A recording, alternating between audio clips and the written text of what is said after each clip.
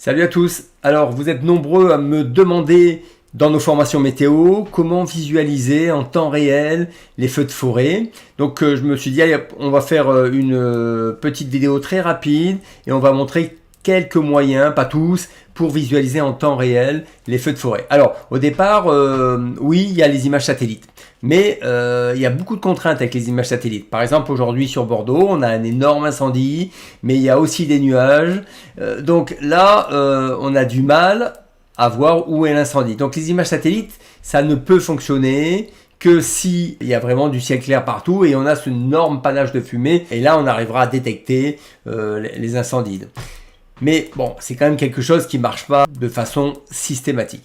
Un autre moyen pour visualiser en temps réel les satellites, et bien regardez sur, je sais que vous aimez bien utiliser le site Windy dans nos formations météo. On peut aller sur satellite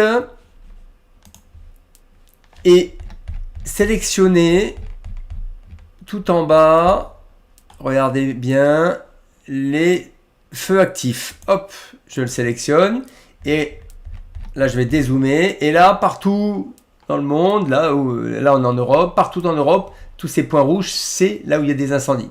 Donc allez, on va aller sur celui dont on parle énormément actuellement pour la France. Et on peut voir donc partout les zones où il y a des incendies. Donc ça, c'est vraiment quelque chose d'assez intéressant. On peut y superposer, si vous voulez faire en même temps, le vent, les rafales. Bon, si en même temps vous pouvez essayer de voir vers où va se diriger l'incendie. C'est pas mal, mais c'est pas suffisant. Il y a largement mieux parce que là on ne sait pas si l'incendie il a 1 jour, 2 jours, 3 jours, s'il brûle encore ou pas.